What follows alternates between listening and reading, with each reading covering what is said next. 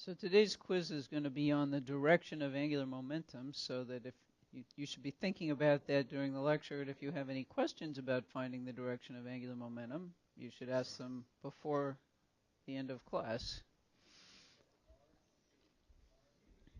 So what we're going to do today is talk a little bit about changing angular momentum, talk about torque, and then we're going to and one of the reasons we need to talk about torque is that, of course, it's often simpler to analyze problems in a situation where the net torque due to the surroundings is zero, just like collision problems involving momentum. It was nice to pick something where the net external force was zero. So we have to know enough about torque to identify situations where the net external torque on something is zero. So we're going to talk about torque a little bit. Torque, of course, is just a Greek word for twist. And as we said last time, the way you calculate it is R cross F. And the basic idea is something like this. So here's a hexagonal nut, and here's a beautifully drawn wrench. And if we want to twist the nut, we need to apply a torque. And so we're going to push on the wrench in a way that actually creates a twist. Now we're interested in, of course, in the location. It's usually clear what location you're interested in torque around. So there's one. So one of the things we might do is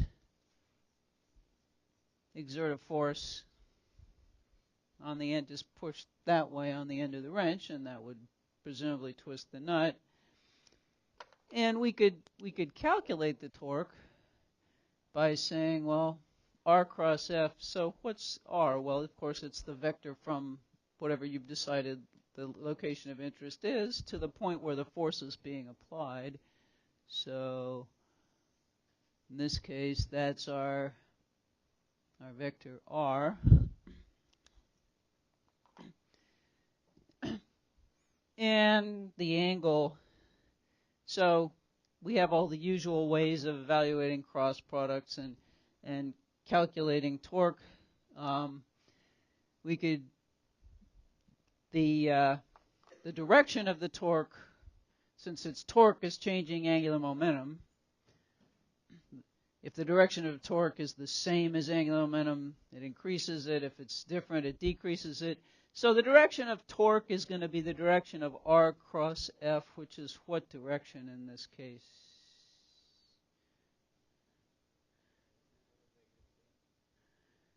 Okay, so it's either plus or minus Z. I think most people said negative Z. So what we want to do is draw the vectors tail to tail. So here's RA drawn a little bit smaller, and there's F. And we rotate them in such a way that it's easy to point our fingers along the first vector in the cross product, which is R, curl our fingers toward F. Thumb does indeed stick into the board, so direction minus Z. And remember, we have this into the board symbol. And the magnitude of the torque would be the magnitude of R, the magnitude of F, sine of the angle between them, theta. In this case, that's theta. And it looks like right now it's a right angle here. We're applying a force at a right angle. So that would be 1.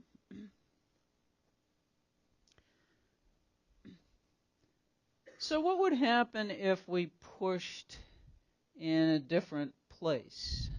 Suppose we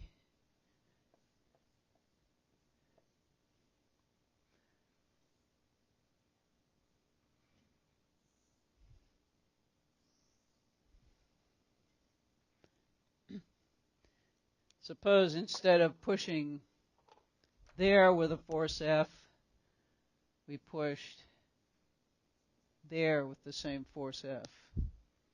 What would change about the torque? So the magnitude is less.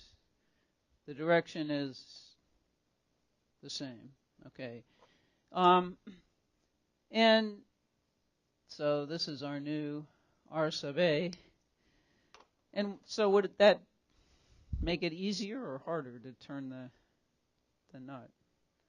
It's harder, less torque. So you want more torque, you want to be farther out. In fact, sometimes you even put a pipe on the end of a wrench so you can get even larger torque by having a larger R, right? What would happen if instead of doing that,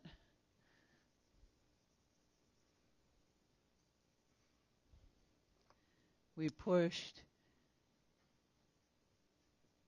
that way, just pushing along the wrench? Zero torque. Okay, so no twist at all. And why is that? Looking at this equation, sine of theta is 0. Okay.